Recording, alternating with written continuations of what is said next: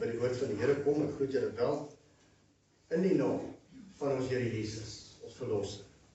Amen. Is ek ook so gegroet? Yes. Dankie. Julle kan saam met my blaai na Handelinge, hoofstuk 19. Ons gaan natuurlik vanoggend ons reis voortsit, ons volvlug oor Handelinge, en vandag so 'n bietjie stil staan hier by Handelinge 19, bietjie teruggryp na Handelinge 18 ook, en 'n paar belangrike gedagtes wat ons met mekaar gaan deel. Ek is baie dankbaar vir ons ouderlinge ook, en dit het ons nou net terwyl ons saam gesing het, gehoor het met betrekking tot daardie lied wat ons gesing het. Het is altyd belangrik om dit wat ons sing, dit wat ons sê, dit wat ons dink en dit wat ons doen in die kerk te definieer, laat ons nie plek maak vir die vyand en vir valshede om in die kerk in te kruip nie. So ek gaan agterkom vandag terwyl ek besig is om te preek, gaan ek ook hier en daar veral na die einde van die boodskap toe 'n paar goed sê wat moontlik op elke een van ons van toepassing is, en wat ons gaan sê, maar dominee, dis nie wat ek bedoel nie, so ek is nie skuldig nie, maar as ons nie oor die goed praat nie, dit definieer en begin uitsorteer nie, dan weer eens, soos ek sê, maak ons plek vir die vyand en vir valse leringe om binne die kerk in te kom. So dis beter om te sê, kom ons gaan terug na die woord toe, kom ons hoor wat sê die Here, en kom ons verstaan wat dit is, wat hy van ons verwag, en dan kan ons van hier af beter onsself uitdruk en uitleef as kinders van die Here. Maar voor ons by die woord kom, kom ons sluit ons oë, dan bid ons net saam. Ons heilige Hemelse Vader, die woord is vir ons kosbaar. Dit is na in ons hart. Ons bely dit ook in ons geloofsbelydenis. Dit is ons rigsnoer. Dit is altyd effektief. Dit is waar. Dit doen wat U sê dit moet doen, en U woord sal altyd uitkom. En daarom weet ons, dit dra gesag en dis van toepassing op elkeen van U kinders se lewens. En ons wil graag lewende offers wees. So daarom, Here, terwyl ons nou hierdie gedeelte gaan lees en gaan luister na die verklaring daarvan en die verduideliking van die agtergrond, dat dit diep tot ons harte sal spreek en dat ons vanoggend reeds die nodige aanpassings kan maak sodat ons vir U welgevallige offers kan wees. In Jesus naam vra ons dit met groot danksegging. Amen. Vriende, Handelinge 19, ek gaan nie die hele gedeelte lees nie. Ek wil graag net verwys na verse 11 en tot by vers 20. Handelinge 19. En God het buitengewone kragte deur die hande van Paulus gedoen, sodat selfs wanneer doeke of voorskote wat aan sy lyf was, op die siekes gelê is, die siekes van hulle siekte van hulle gewyk het, en die bose geeste van hulle uitgegaan het. En sommige van die rondtrekkende Jode, duiwelbesweerders, het dit gewaag om in die naam van die Here Jesus te noem oor die wat die bose geeste gehad het, en te sê, ons besweer julle by die Jesus wat Paulus verkondig. Dit was sekere 7 seuns van Skefa, 'n Joodse owerpriester, wat dit gedoen het. Maar die bose gees het geantwoord en gesê, Jesus ken hy, van Paulus weet hy, maar julle, wie is julle? Toe spring die man in wie die bose gees was op hulle, en oormeester en oorweldig hulle, sodat hulle naak en gewond uit daardie huis gevlug het. En dit het bekend geword aan al die Jode en Grieke wat in Efese woon, en vrees het op almal geval, en die naam van die Here Jesus is groot gemaak. En baie van die wat gelowig geword het, het belydenis kom doen en hulle dade bekend gemaak. En verskeie van die wat met towery omgegaan het, het die boeke bymekaar gebring en voor almal verbrand. En hulle die waarde daarvan bereken en gevind dat dit 50.000 silwerstukke was. So die woord van die Here met krag gegroei en sterk geword. Net tot sover. So vriende, die van u wat vooruit gelees het, julle sal weet, julle het gesien, op hierdie stadium is daar groot opwinding in Efese, maar vanoggend met ons as gemeente vir mekaar sê, daar is ook groot lesse om te leer. Nou, Efese, met sy 300.000 inwoners, was natuurlik op daardie stadium die hoofstad van die Romeinse provinsie Asië, en een van hulle mees belangrikste kommersiële sentrums. Te danke aan 'n baie groot hawe. Ons het ons 'n bietjie oor hierdie goed gesels. Het Efese baie gou finansiëel gegroei. En dan veral ook met hulle handeldryf. Dit was 'n hub gewees. Aan die ander kant, tesame met die finansiëel en die ekonomie en al die goeders, was daar ook in Efese 'n geweldige groot tempel. Die tempel van die groot godin Diana. En dit het reisigers van reg oor die wêreld gelok om na hierdie stad toe te kom en te kom kyk na hierdie tempel vir Diana. Daar's 'n hele storie rondom dit en ons wil nie op dit alles ingaan nie. Ek wil nie daaroor preek vandag nie. Maar op daardie stadium was dit een van die 7 wonders van die wêreld, die tempel van Diana. En geen wonder dat daar later so groot opstand gewees het oor die prediking en mense wat op bekering kom en die ouens se afgodsbeeldjies wat nie meer so lekker verkoop nie en al daai dinge. Maar teen hierdie agtergrond, hierdie groot kommersiële stad en die tempel van Diana en kan ons sê maar die goddeloosheid wat in daardie stad bedryf is, was Paulus besig om die evangelie te verkondig en mense in te lig dat Jesus Christus die beloofde Messias was. En gedurende hierdie tyd wat hy in Efese beweeg het, ontmoet hy 'n klompie mense. Nou ek moet sê 'n klompie, want dis nie almal groepe mense gewees nie. Maar by elke een van hierdie groepe mense is daar 'n les om te leer. En ek gaan probeer vandag met my hele beste om by al 3 groepe uit te kom waaroor ek graag wil praat vandag. Die laaste een is vir my die meeste belangrik vandag. En ek gaan moet kyk of ons dit kan regkry. So ek gaan hier vra vir 'n klein bietjie geduld. Terwyl ons kyk na die eerste 2, jy sal sien dis baie interessant, groot les om te leer, maar die derde een is vir my die belangrikste vir ons gemeente, vir vandag, en die tyd waarin ons nou leef, en juist met betrekking tot wat Kevin as ons ouderling gesê het, en dit wat ek ook vanoggend vanuit hierdie gedeelte vir u wil uitlig, is dit nodig dat ons by nommer 3 kom, so, gaan ons dit reg kry? Is julle saam met my? Ja. Ok, reg, die eerste groep, by wie Paulus uitkom. Sy net nie 'n groep nie, is 'n man. Maar hom vind julle in hoofstuk 18.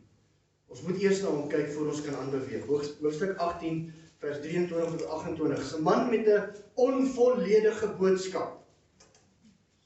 Belangrik dat ons eers die fondasie lê. 'n Man met 'n onvolledige boodskap. Nou toe Paulus vertrek het om terug te keer na Jerusalem, het hy vir Aquila en Priscilla in Efese agtergelaat om aan te gaan met die werk wat hy begin het. Nou dink jy net die verbasing in, toe hulle op die Sabbat by die sinagoge kom, en hier staan 'n man en hy is besig om te preek, maar hierdie ou kan preek. En hoor jy, hy kan preek. En die dinge wat hy preek, is presies wat hulle glo. Is die dinge wat hulle ook geteach het, binne die sinagoge. Nou, Apollos was inderdaad 'n buitengewone man. As jy so 'n klein bietjie gaan oplees oor hom, hy was afkomstig van Alexandrië. Is natuurlik 'n groot stad in Egipte gewees. En Alexandrië het ook 'n groot universiteit gehad, so geleerdheid, akademie, daai dinge was aan die orde van die dag. En ek glo dis een van die redes hoekom Apollos akademies baie sterk was en ook 'n uitstekende spreker. Apollos het die Ou Testament baie goed geken. En Apollos was aan die brand vir Jesus. Want hy het uitgevind dat hierdie Jesus is die Messias. Natuurlik wat interessant is van Apollos, en ons het gesing daaroor net nou, hy was ook braaf genoeg om op te staan in die wêreld daar buite vir hierdie Jesus, wat hy uitgevind het is die Messias. En daarom, omdat hy so oortuig was en so vasgestaan het, was dit nie vir hom 'n probleem om sommer in die sinagoge in te gaan en daar vir hierdie Jode te vertel, maar hierdie Jesus is die Messias nie. Die probleem is net dat hierdie Apollos het 'n onvolledige boodskap verkondig. Sy boodskap, en dit wat hy uitgevind het, was gegrond op die Ou Testamentiese profeseë, tot en met die koms van Johannes. Maar hy het niks geweet van die bevryding op Golgotha nie. Hy het niks geweet van die opstanding uit die dode nie. Hy het niks geweet van die vervulling met die Heilige Gees nie. Hy het ywer gehad, maar te min geestelike kennis. In Romeine 10 vers 1 tot 4 lees ons 'n baie interessante ding.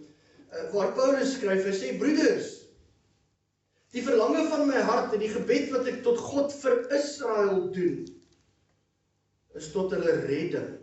Want ek getuig van hulle dat hulle 'n ywer vir God het, maar sonder kennis. Nou, dit was eintlik Apollos gewees. Want omdat hulle die geregtigheid van God nie ken en hulle eie geregtigheid probeer oprig, het hulle hul aan die geregtigheid van God nie onderwerp nie. Want Christus is die einde van die wet tot geregtigheid vir elkeen wat glo.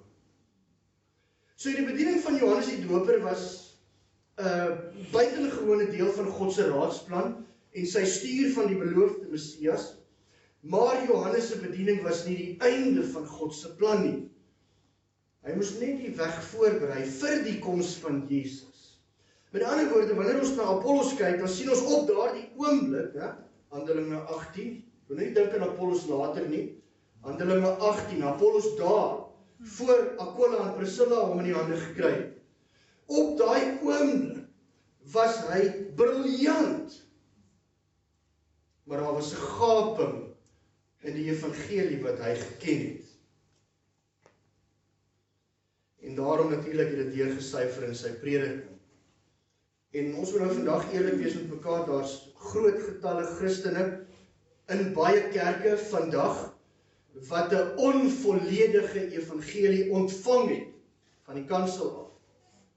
Wat ongelig en onbekwaam is om kragtig in die Here te lewe, want hulle evangelie het gestop by die bekering van die ou mens en die doop van die gelowige dalk selfs. Julle weet soos die GPS op jou selfoon. So 'n klein tydjie terug het ek en Ronel so 'n bietjie gekamp en ons was op pad na ons vergadering toe, daar op Kroonstad, en toe ons uiteindelik van Bethlehem af moet ry na Kroonstad toe, moes ons ongelukkig op daai stadium die GPS gebruik, want ons het nog nooit daai pad gery nie. Maar iewers tussen die twee paaie, of die twee dorpe, waar die GPS afdraai op 'n grondpad. En toe nog 'n grondpad. En ons wil nie grondpad ry nie, en toe nog 'n grondpad. En ons het net gery, en op daai stadium het ek agtergekom, ons ry in die verkeerde rigting, het geweet. Ons is op pad Johannesburg toe, ons wil nie daar wees nie. Uiteindelik by Petrusstein aangekom. Interessant geweest, het was baie lekker. Ons sien die pad wat ons moes ry nie, maar ons was op Petrusstein. En daar het ek 'n bietjie rigting gevra. En die mense het verduidelik dat ons moet maar aanhou ry tot by Heilbron, wat ver verby Kroonstad is, en dan al die pad terug, want dit is die enigste teerpad in daai omgewing. Het was 'n geweldige lang ompad, ek weet nie, het was 'n uur en 'n half, 2 ure selfs, wat ons langer gery het as wat ons moes gery het. Die feit is, en hier is die ding, wanneer jou padkaart, jou GPS, nie opgedateer is nie, dan gaan jy nie jou bestemming bereik. Dis waar die probleem is. En dit was die geval met Apollos. Sy GPS met betrekking tot die evangelie het gestop by Johannes die Doper. Briljant in die Ou Testament, die kaarte was perfek vir daai tyd. Maar die evangelie het nie gestop by Johannes nie. En daarom het hierdie Apollos 'n gaping in sy boodskap wat hy verkondig, en daarom was dit nodig dat Aquila en Priscilla hom help om sy kaarte te update, dat hy kan kom by die bevryding wat daar in Jesus Christus was, en die uitstorting van die Heilige Gees, en om te lewe deur die krag van die Heilige Gees. Maar wat vir my uitstaan in die gedeelte, en ek moet dit tog noem vanoggend, ek wil hê dat julle moet raak sien, want in die kerk vandag merk ek op dat veral met akademiese vermoëns, dat mense daarvan hou mekaar op hulle plek te sit en sê, jy is verkeerd, ek is reg. Ek sien dit baie in die kerk, waar ek tussen van my vriende beweeg in die bediening, predikante, en hulle gesprekke met betrekking tot teologie, en dis hoekom ons broeder ook gesê het vanoggend, moet nie 'n teologie van hierdie lied maak. Luister wat is die bedoeling, luister na die hart. En ek dink ons kan 'n les leer ook hier, is nie as een van die lesse wat ons moet leer nie, maar hier is nog 'n les. 'n Les wat ons leer by Aquila en Priscilla. Kyk 'n bietjie hoe help hulle vir Apollos reg. Hulle neem hom na hulle huis toe. Hulle vul die ontbrekende gedeeltes in waar hy nie die volle informasie gehad het nie. Hulle disipel hom, hulle leer hom die volle weg van saligheid, tot en met die dooping met die Heilige Gees. En nadat Apollos se padkaart geupdate was Apollos 'n groot aanwinst vir die kerk. En natuurlik het hy baie hoog in aansien geraak en het 'n groot aanprysing geniet by die gemeente. Efes het hom actually aangemoedig by die gemeentes in Agaia en gesê, hierdie ou vir julle gaan vir julle groot voordeel wees. Om die waarheid te sê, hy was so groot staatmaker in Agaia, dat hy nie net die gelowiges in die omgewing versterk het nie, maar ook met die ongelowige Jode gedebatteer het. Baie van hulle oorgehaal het, om te glo dat Jesus die Messias is. So vriende, as ons net hierdie gedeelte kan saamvat, bekering tot Christus is nie net 'n eenmalige gebeurtenis waar jy wegdraai van jou sonde en inskakel by 'n kerk, praat van 'n kerk, waar jy maar net weer 'n slaaf word van 'n nuwe stel reëls en regulasies en wette wat te swaar is om te dra. Nee, bekering tot Christus en wedergeboorte is 'n hele nuwe lewe waar jy daagliks in jou woorde, jou gedagtes en jou gedrag verander word om meer en meer soos Jesus te word in heiligmaking natuurlik. En die groot les om te leer, hier is ons samevatting. Maak seker, as jy enigiets wil onthou hierdie is ons les. Maak seker dat jy daagliks jou padkaart update met die volle raad van God. Verstaanbaar? Wat sê doen? Doen daaglikse deeglikse Bybelstudie. Okay? Update jou kaarte elke dag. Laat jy nie iewers ons sien hierdie pad hou op. Hierdie pad is verkeerd. Goed. Groot opwinding in Efese, maar groot lesse om te leer. Tweede groep mense, 12 manne met 'n inkonsekwente, sal ek sê teenstrydige getuienis. 12 manne met 'n inkonsekwente of teenstrydige getuienis. Dis nou die gedeelte wat ek nie gelees het nie, Handelinge 19 vers 1 tot 10. Nou toe Paulus in Efese teruggekom het, het hy 12 manne ontmoet wat bely het dat hulle disippels van Jesus was, maar wie se lewens getuienis gelewer het dat iets missing is by hulle. Nou toe Paulus vir hulle vra of hulle die Heilige Gees ontvang het na hulle sogenaamde bekering, het hulle gesê, ons het nie eens geweet dat daar 'n Heilige Gees is nie.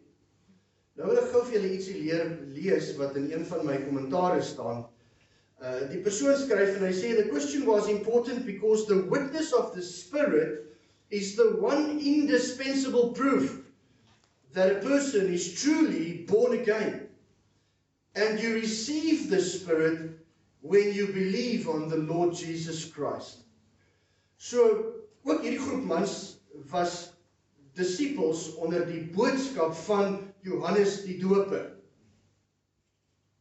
Dit is selfs moontlik dat hulle vroeë bekeerlinge van Apollos kon gewees het, voordat sy kaarte geupdate was, en daarom natuurlik hierdie gebrekkige kennis met betrekking tot die goeie nuus, en alles wat die apostels tot dusver al verkondig het, met betrekking tot Jesus en wat hy vir ons kom doen het, en natuurlik ook die gepaardgaande uitstorting van die Heilige Gees. Nou wil ek graag nog ietsie vir u voorlees, want dit help ons ook om beter te verstaan, met betrekking tot en terwille van die duidelikheid van Paulus se vraag, of hulle dan gedoop was, want ek weet hierdie is ook 'n saak wat ons baie keer oorwonder. So die persoon skryf, hy sê, why did Paul ask about their baptism? Because in the book of Acts, a person's baptismal experience is an indication of his or her spiritual experience. Nou luister baie mooi. Acts chapter 1 to 10 records a transition period in the history of the church, from the apostles' ministry to the Jews, to their ministry to the Gentiles. During this transition period, en ek wil hier om daai woord verstaan, vriende, want hierdie tussentydperk is belangrik en baie mense confuse dit. En dit het tot gevolg dat ons by kerke sit wat vandag, wat dinge probeer doen en leer wat in daai tussentydperk gebeur het, maar wat nie meer relevant is vandag nie. En daarom beland hulle op 'n verkeerde spoor. Die persoon skryf verder, hy sê, during this transition period, Peter used the keys of the kingdom, Mattheus 6 vers 19, and opened the door of faith to the Jews, Acts chapter 2. The Samaritans, Acts chapter 8 verse 14. And finally to the Gentiles, Acts chapter 10. It is important to note that God's pattern for today is given in Acts chapter 10 verse 43 to 48. Luister nou, wat is die patroon? Sinners hear the word. They believe on Jesus Christ. They immediately receive the Spirit and then are baptized. The Gentiles in Acts chapter 10 did not receive the Spirit by means of water baptism or by the laying on of the apostles' hands. Met ander woorde, daar's 'n vraag wat ons vra, hoekom is hulle die hande opgelê en hoekom met die patroon wat vandag relevant is, hoekom was dit nie van toepassing op hulle nie? Vriende, die feit dat hierdie manne nie die inwonende Heilige Gees gehad het nie, was 'n duidelike bewys dat hulle nooit wedergebore geraak het nie. Hulle was wel gedoop met die doop van Johannes, net soos die apostels dit ontvang het. In Handelinge 1 vers 21 tot 22 lees ons van hoe daar beskrywe word van dit. So die vraag wat ek vra is, wat was fout met hulle? Wel, eerstens, hulle was gedoop en het verseker daarna gesoek om godsdienstig te wees. Maar ietsie het ontbreek. Daar's baie sulke mense in die kerk vandag. Hulle kan al die boksies afmerk van wat die kerk se verwagting is, maar hulle lewe nie in die krag van die Heilige Gees nie.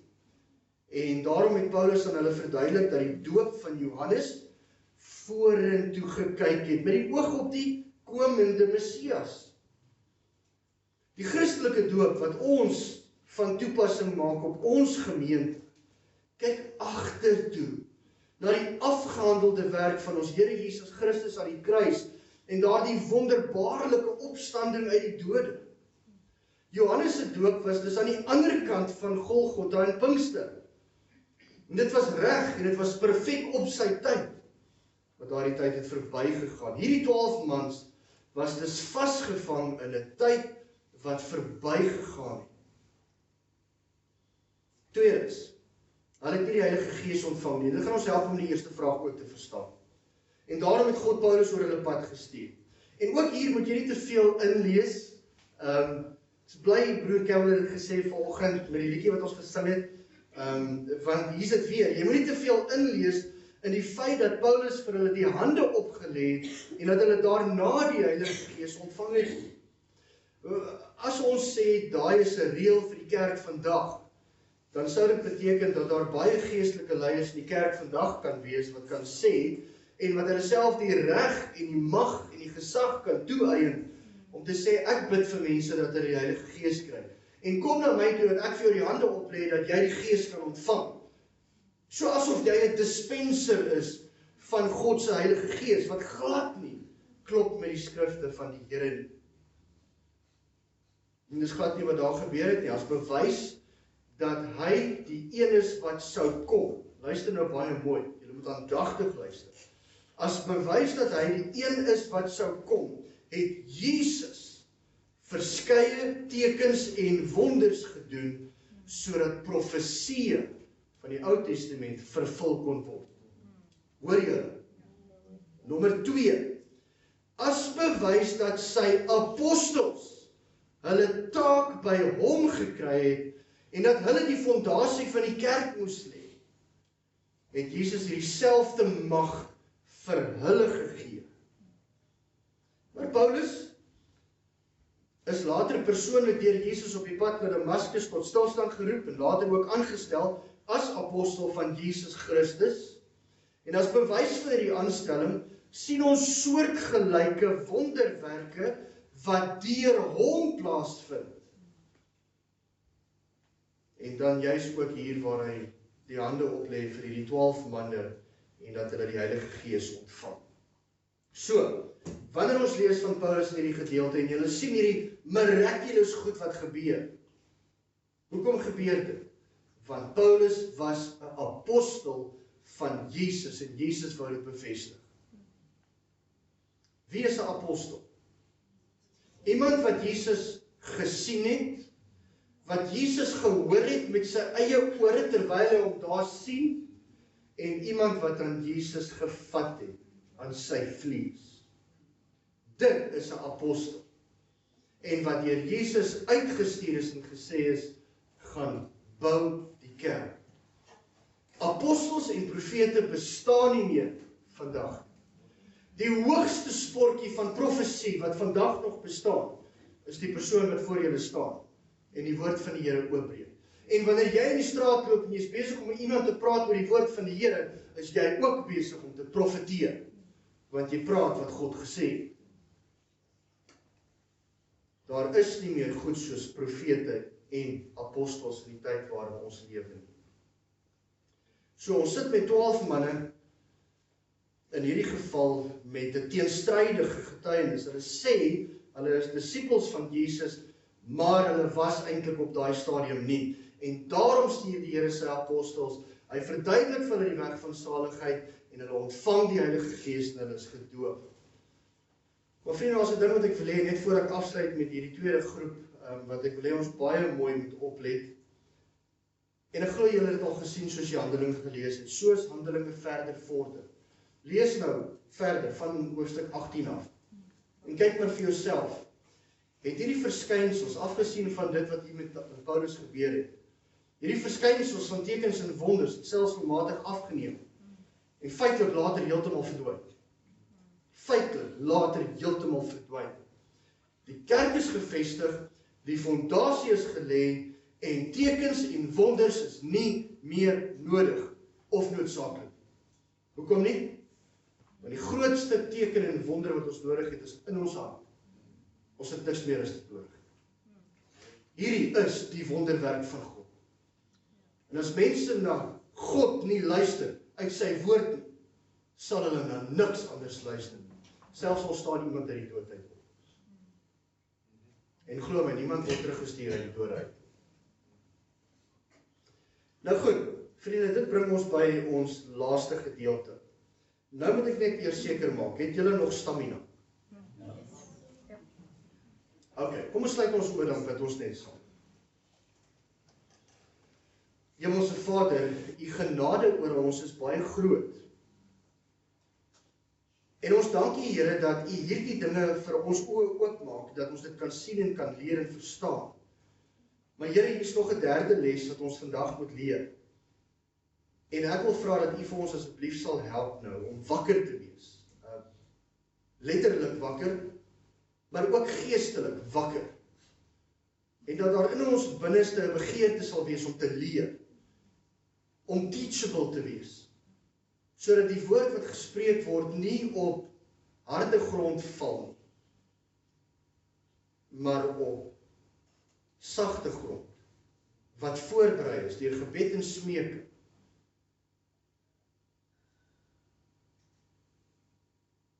Here, praat met u gemeente en help ons om te luister. Amen. So vriende, net voor ek by die derde groepie kom, die 7 manne met 'n onvoldoende krag, dis die gedeelte wat ons gelees het, wil ek net vir julle sê wat die les is wat ons moes leer by hierdie 12 manne met 'n teenstrydige getuienis. En dit is eenvoudig, maak seker dat jou getuienis as kind van die Here, as Christen, nie teenstrydig is met dit wat die Bybel leer aangaande die eienskappe van 'n Christen. Daar is baie mense in die wêreld daar buite, mense wat lidmate is van kerke, groot en noemenswaardige kerke, maar wie se lewens wanneer hulle sien van maandag tot saterdag glad die strook met die definisie van 'n kind van die Here. Hulle praat nie soos kinders van die Here nie, hulle tree nie op soos kinders van die Here nie, hulle doen nie besigheid soos kinders van die Here nie, hulle speel nie sport soos kinders van die Here nie, hulle doen nie hulle huiswerk soos kinders van die Here nie, en hulle dink ook nie soos kinders van die Here nie. So maak seker dat jou getuienis as kind van God altyd stroop met wat die woord van die Here sê, hoe 'n kind van die Here lyk. So, die derde groepie is die 7 manne met 'n onvoldoende krag. Nou, ek wil nou eerstens voor ek verder gaan en ek wil net so die pad 'n bietjie voorberei. Ek wil nie te veel tyd mors om met u te gesels oor hoe lyk 'n valse noot nie. Die van julle wat 'n noot saamgebring het kerk toe. Daar's ook valse note in sirkulasie en ons kan baie tyd spandeer om vir mense te wys hoe lyk valse note. Want so vinnig as wat jy mense leer hoe lyk die valse noot, dan is daar 'n nuwe een. En dan moet jy van voor af begin en al daai kenmerke weer vir die mense uitwis. Die rede daarvoor is omdat alle forme van boosheid en goddeloosheid gebou is op leuns, waarvan die Satan natuurlik die vader is. Hy doen homself voor as 'n engel van die lig. Hy verdraai waarheid. Hy vertel halwe waarhede, soos wat hy gedoen het met Eva. Hy meng dit met leuns en hy probeer baie hard om mense subtiel weg te rokkel van die absolute waarheid van die woord, Jesus Christus. En hierdie opmerking wat ek nou hier maak, vriende, is baie belangrik vir jou verstaan van die res van die gesprek. Die duiwel probeer baie hard om mense subtiel weg te rokkel van absolute waarheid. Die absolute waarheid, wie Jesus Christus is. So die beste is om die eienskappe van 'n ware noot te ken. Ek het ongelukkig nie een in my beurs nie. Maar as ek hom vir jou wys, en ons kon gesels oor al sy eienskappe, het jy nooit meer nodig om te bekommer nie, want as jy 'n valse een vat, gaan jy dadelik sien, hy lyk nie soos die genuine een. Hy's vals, gooi hom weg, hy's nutteloos, dit is net papier. En dis waarvan Lukas vir ons skrywe in Handelinge 19 vers 11 tot 20. Dit is 'n duidelike voorbeeld. Let op die 7 seuns van Skefa. Hulle het nie die waarheid geken nie, maar slegs die uiterlike verskynsels en die effek van die goeie nuus. En toe wou hulle dit gebruik as 'n towerspreuk in die naam van Jesus. Nou die effek was baie duidelik en ek hou nogal daarvan om dit te lees. Lees gou saam met my weer, dan lag ons 'n bietjie. Nee, ons moet nie lag nie, hulle is eintlik baie hartseer. Maar kyk wat gebeur met mense wat God wil misbruik. God laat hom nie misbruik nie, maar die bose gees het geantwoord en gesê, Jesus ken hy, en van Paulus weet dit, maar julle, wie is julle? Toe spring die man in wie die bose gees was op hulle, en oormeester en oorweldig hulle, sodat hulle naak en gewond uit daardie huis gevlug het. Met ander woorde, vriende, en hier kom 'n groot ding, nie die naam van Jesus nie, nog die Bybel, of enige vers daarin, is 'n towerspreuk, of 'n formule, wat vir eie gewin of voordeel gebruik kan en mag word nie. En die rede hoekom ek hierdie wil uitlig, vriende, vandag is baie eenvoudig. Die kerk, wêreldwyd, is deurspek met die leuns van Satan. En die gevaar is ook hier, in ons midde.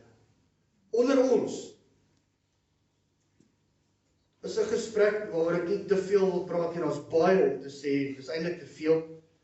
Maar die New Age beweging, wat basies in die tuin van Eden begin het, met die slang en die verleier, het God gesê, nee, julle sal soos God wees.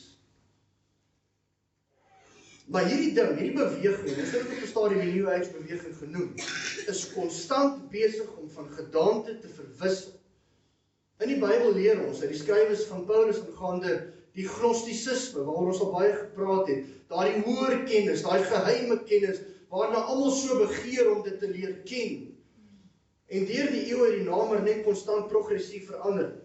Dit het later aan bekend geword so 'n klompie dekades terug as die New Thought. En vandag se daar praat hulle baie van progressive Christianity. Dis al hierdie weird Christene, jy weet, hulle sê hulle is Christene, hulle gebruik Jesus se naam, maar jong, hulle leefstyl, erken nie, is amper soos daai vorige groep. Hulle het 'n teenstrydigheid in hulle wandel saam met Jesus. Daar's geen strewe na heiligmaking nie, hulle lyk presies soos die wêreld, hulle praat soos die wêreld, hulle dink soos die wêreld, en hulle is lief vir die wêreld. En dis progressive Christianity. Maar in wese, die New Age beweging is maar dieselfde ding reg deur al die eeue. En die kinders van God word om die bos gelei, omdat hulle nie 'n grondige en 'n vaste kennis het van die woord, van die skrifte nie. Hulle word meegesleep en om die bos gelei met leuns, want hulle leen hulle ore uit vir allerhande praatjiesmakers, ek sê maar tussen hakies hierso, wat Satan se leuns bevorder. En weet julle wat, vriende, ons kan dit nie keer nie. Want jy en ek het albei 'n selfoon. Jy en ek het albei die reg om hierdie selfoon te gebruik vir wat jy wil. Ek sê nie reg voor God nie, 'n menslike reg. En daar is honderde, duisende boodskappe van verskillende kerke en verskillende pastore en priesters en you name it op hierdie ding. En jy kan dit oopmaak en luister na hartelus. En boodskapie vir boodskapie word ons vergiftig met New Age gedagtes wat nie God se woord is. En ons moet versigtig wees, want dis wat met hierdie groep gebeur het. 7 manne met 'n onvoldoende krag. Hulle is goeie sprekers. Hulle het 'n manier met woord, hulle het personality. As jy in hulle kerk sit, is dit lekker. Hulle doen goeders wat mense se aandag gryp, veral soos nou. Ek weet ons druk die tyd en dit is nie 'n probleem nie. Maar daai ouens sou julle aandag gryp die hele tyd. Hier sou dinge hiervoor gebeur, hier sou dinge staan. Wat seker maak dat mense nie slaap nie. In feite die boodskap sou in 20 minute klaar gewees het. Hulle is baie goed. Maar hulle verkondig nie die waarheid volgens die Bybel, maar verdraaiings. Hulle is wolwe in skaapsklere. En ek is jammer vriende, maar ek moet terugstaan vandag in 'n naam noem. En een van die goed waaroor ek geweldig bekommerd is die Word of Faith movement. Die Word of Faith beweging. Ons praat van mense soos Joel Osteen, en gesê die arme ding, hy is nou al so sad, want almal val hom aan. Maar hy is bekend. En hy is bekend vir wat hy leer. En hy is nie skaam daaroor. Joyce Meyer, hulle is bekend reg oor die wêreld. Om die waarheid te sê, vriende, dit is maar 2 name wat ek my net uitlig, en hulle sit in elk geval Amerika, so dit is nie ons 'n groot issue nie, tensy jy 'n groot aanhanger is en luister na, dan sê ek vir jou baie, wees versigtig. In feite, ek wil vir jou sê, hou op luister na hulle is valse leraars. Hulle praat nie die waarheid volgens die skrifte nie. Die rakke kreun met die Word of Faith beweging se mense se boeke. Hulle kerke het apostels en profete wat nie meer bestaan nie. Waarvandaan kom dit? Hulle verkondig name en climate en hulle tekste waarvoor hulle aanhou daar. En hulle sê op grond van hierdie teks kan ons hierdie goeders toeëien. Want Jesus het gesê, jy kan enigiets in my naam vra en jy sal dit kry. Here, ek het 'n beter kar nodig. Nou bid ek. In die naam van Jesus tower spreek. En daar kry ek dit.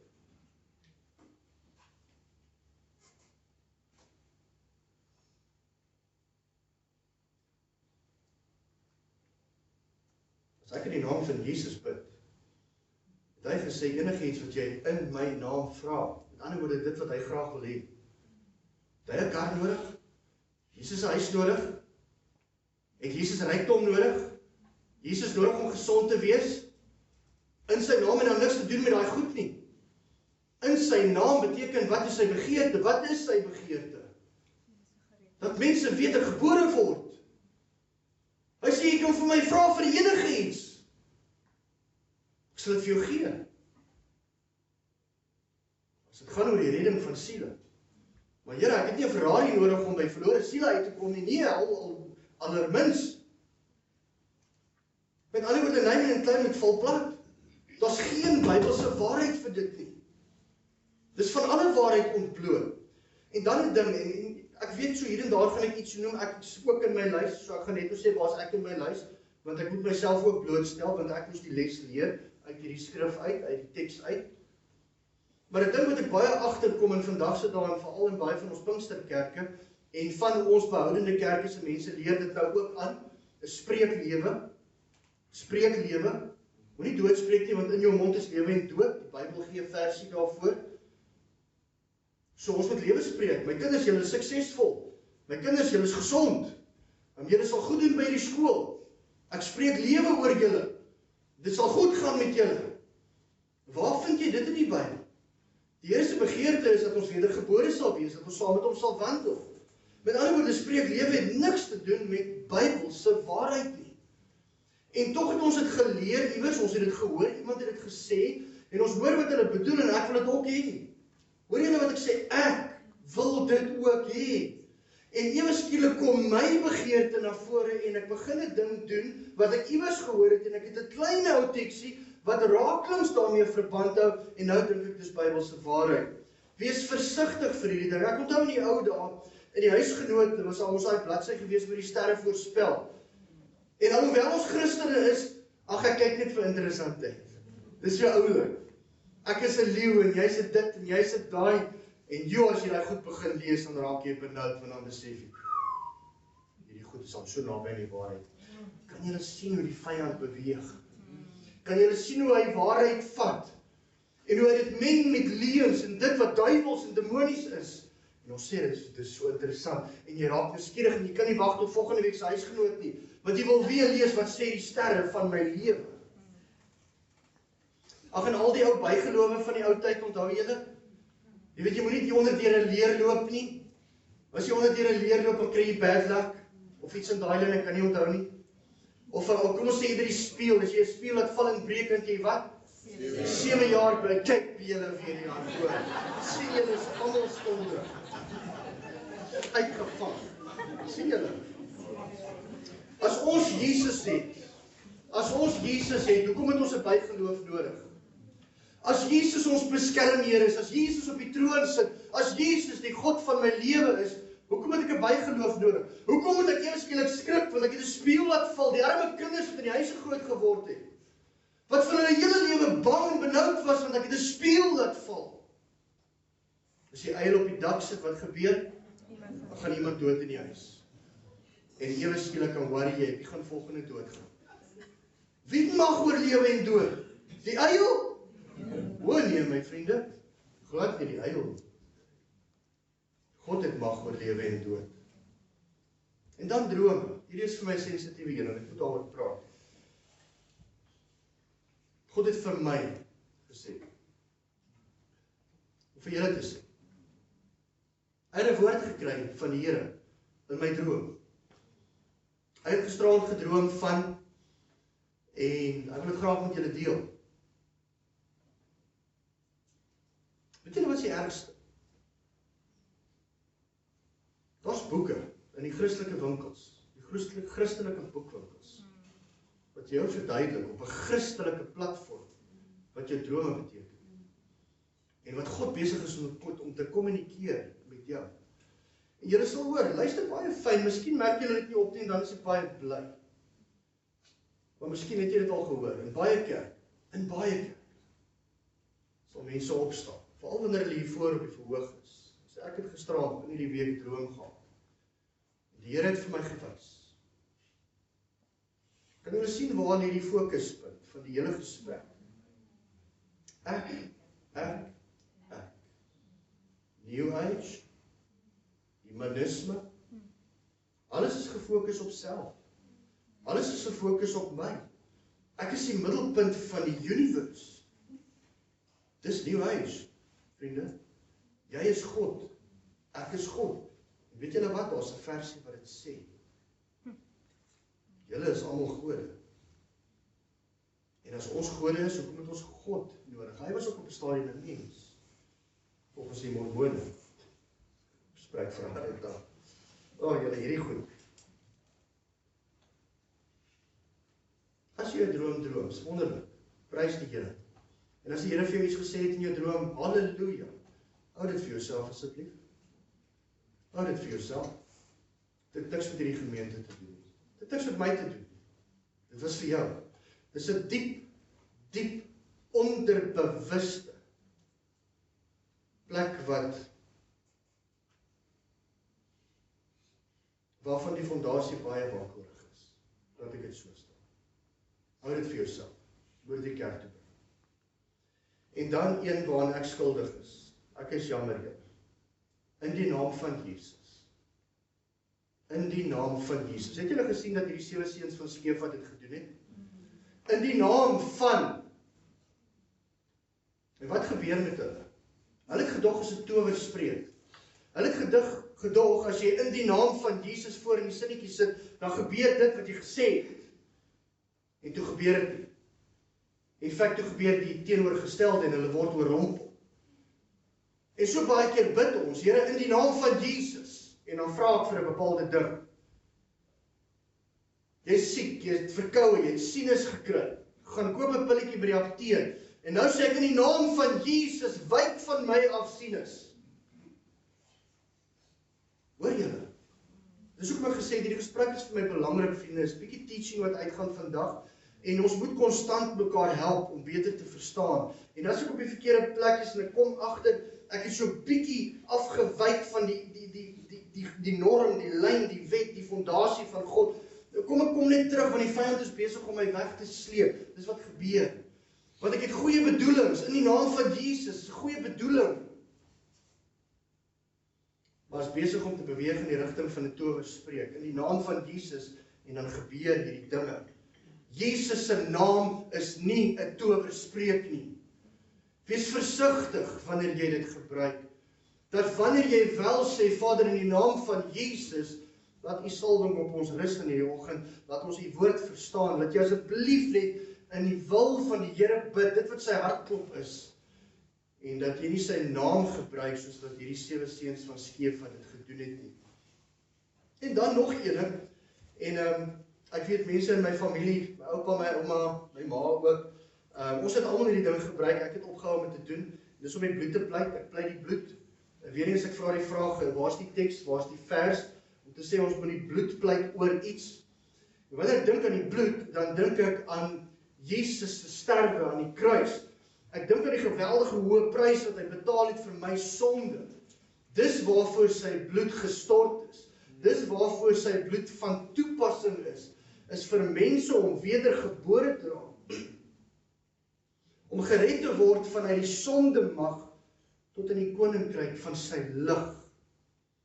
En nou pleit ek die bloed oor my kar voor ek ry. My kar het nie bloed nodig, nie petrol nodig. Ek sê dit ligtelik, vriende, dis grappende bus. My kar kan ek nie bedek met die bloed van Jesus. En ek weet ons het die regte bedoeling. Daar ek sê ons, want dis ek doen hierdie. Ek het dit gedoen, doen nie meer. Wanneer ek in my kar klim, en julle kan my kinders vra, Dewan 25, Irene 21, hulle weet, van kindsdae af, as ons in ons kar klim, dan vra ons, Here, bewaar ons op die pad, asseblief. Hou vir ons veilig teen hierdie klomp onverskillige mense daar buite, wat oor stopstrate ry, wat voor jou indruk. Here, wees ons genadig. En partykeer bid ek vir 'n parkering voor die winkel. Ander keer bid ek vir winskoopies, wanneer die geld min is. En die Here hoor daai gebede. Maar ek het nie nodig om die bloed te pleit daarvoor. Ek pleit die bloed oor mense wat verlore is. Vader, U ken so en so, hulle is in die wêreld, hulle is verlore, ons wat help. Ek pleit dat U bloed oor hulle werklikheid sal maak, of wat ook al. Dit klink in elk geval nie is reg. Maar ek moes afstand doen en sê, Here, ek is skuldig. Ek gaan dit nie meer doen. Want U bloed is heilig. U bloed is gestort vir verlore sondaars. En ek wil dit nie op dieselfde vlak bring as aardse goeders. En dan natuurlik, hier is nog ene, en dit het maar terug na die Word of Faith beweging. Ek is gesond, ek is suksesvol, ek is voorspoedig, ensovoorts, ensovoorts, ensovoorts. Ek is, hoor julle? Waar het ons dit iewers gehoor? Was dit nie die woorde van ons Here Jesus nie? Is ek Jesus? Kan ek myself oorskuif na daai vlak om al hierdie wonderlike dinge vir myself toe te eien in die naam van Jesus dalk? Ek dink jy sien vriende wat ek probeer verduidelik. Wanneer ons vasgevang raak in klein goedjies wat onbeduidend lyk, op die lange duur, het dit die gevaar om my van Jesus weg te sleep. Want eintlik is ek veronderstel om met my volle vertroue na my hemelse Vader te gaan in 'n lewende verhouding saam met hom. En ek moet hom kan vra, beskerm my, help my, en wat ook al. Ek het dit net volgende week gedoen. Ons kar is stukkend. Ek kan nie meer ry. En dit gaan baie geld kos om hom reg te maak. Die part is nie eers in die land. Moet ek nou bid en sê, Here, in die naam van Jesus, daai part, in hierdie week, moet ek sê, Here, ek pleit u bloed oor my kar? Moet ek sê, ek is voorspoedig, ek is gesond, ek is geseënd, my kar gaan regkom? Kan julle die New Age sien? Die New Age neig na, ek los dit op. Ek is God. Maar die kind van God sê, nee, Hemelse Vader, my kar is stukkend, en ek het nie antwoord. Help my, wees my genadig, voorsien. Here, asseblief iewers in die land, dat iemand net daai pad het. Voorsien, help my. Ek vind dat die gesprek gaan aan en aan en aan. Ek praat nog nie eens oor die seeker sensitive kerke, wat die gehoor laat rustig voel en bly voel en gemaklik maak, terwille van getalle en finansies en al daai goeders nie, ons los dit uit. Maar ek wil wel een ding sê, ek gaan dit wel sê, en ek gaan afsluit met dit. Wees versigtig. In ons eie land het ons ook Joyce Myers se. Ons het ook Joel Osteen's se. Ons soos Ad Botha van CRC. Dis versigtig. Dis versigtig. Die kerke is deurspik met hierdie tipe valse leringe, wat die 7 seuns van Skeva in moeilikheid gebring het. En hartseer genoeg van my eie familie is ook in die AGS kerk. Die AGS kerk is net so vol. Ek het in daai kerke gepreek, ek het dinge gesien daar. Ek weet dit is waar. Wees versigtig na wie jy luister. Kom terug na hierdie ding toe. Ons luister na baie boodskapies. Wees versigtig waarvandaan daai boodskapies kom.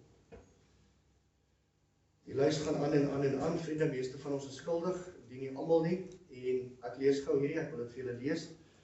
Alhoewel ons nie, ek sluit myself in, onthou, vriende, ons word geleer uit die woord van die Here uit. Ek het skuldig gestaan. Alhoewel ons nie doelbewus New Ages is nie, is hierdie die lokkaas van Satan waarmee hy die kinders van God verblind, deur hulle subtiel en langsamerhand gewoon te maak aan selfbevrediging, selfverryking, selfgefokus en selfgesentreerd. Voor jou oë uitvee, weergalm die woorde van Satan in jou oor. Julle sal soos God wees. En dit klink lekker. Dit klink lekker. Soveel potensiaal. Maar kyk net wat gebeur met hulle wat God net wil gebruik as 'n towerspreek of 'n tipe van magiese krag. Daar staan dit reg voor ons. Groot les om te leer is dit. Ons sluit af. Wees versigtig na watter predikers en boodskapies jy luister. Baie van hulle klink erg Bybels, maar hulle is deurspek met humanistiese ondertone. Amen. Ons Vader wat in die hemel woon, die dinge wat U vir ons ontbloot, vat baie keer naby aan ons hart. En ons kan baie maklik aanstoot neem, die disippels het ook, maar U genade is baie groot. Want elkeen van die disippels het u gerestoreer. U het hulle teruggebring. U het hulle herstel en uitgestuur en hulle apostels gemaak. En u kerk gebou. En ons is deel daarvan. So ek sê vir u dankie. Dankie dat u met ons werk. Dankie dat u ons nie laat vaar het nie. Die blote feit, Here, dat ons harte beweeg en dat ons die senuwees voel, soos dit geprikkel word, soos wat u mens inbeweeg, is vir my 'n duidelike bewys dat u nog nie klaar is met ons kerk, met ons gemeente nie. So ons het rede vir dankbaarheid, al is ons harte seer. Maar Here, help ons om ons oë op u gevestig te hou. En help vir ons ook, Here, om die nodige aanpassings te maak. Maar bo alles, Here, help vir ons om te verstaan. Eenvoudig net te verstaan.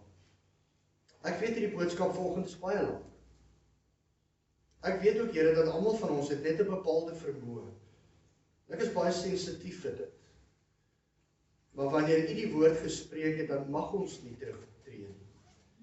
En daarom, Here, wil ons nou met gemaklikheid aan die nagmaalstafel sit en saam feesvier. U naam verheerlik en vir u dankie sê, Here Jesus, juis vir u bloed.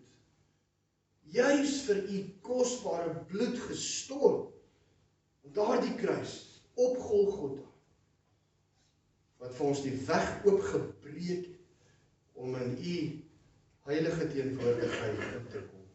Vader, dankie daarvoor. Wanneer ons vanoggend sê, Here, ons bid dit in die naam van Jesus, dan is dit nie 'n towerspreek nie. Ek weet dit. Ons bedoeling is reg. U verstaan dit ook. Maar bewaar ons net, Here, dat ons vergeet. So ons vra, ter wille van Jesus, ter wille van die glorie van u naam, seën ook nou hierdie nagmaalsete. En laat die woorde van hierdie boodskap konstant in ons hart rondbeweeg, dat ons nie vergeet. Uit u genade bid ons dit.